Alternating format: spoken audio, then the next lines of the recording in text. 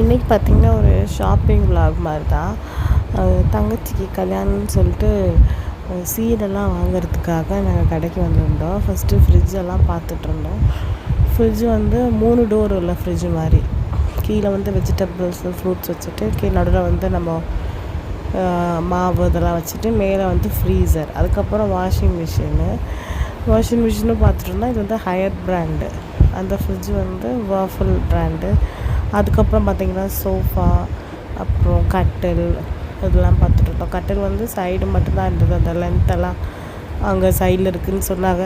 அதுக்கப்புறம் கொஞ்சம் பாத்திரங்கள்லாம் எடுத்து வச்சுருந்தோம். நாள் ஃபுல்லாக அதுலேயே ஓடிடுச்சு இன்றைக்கி.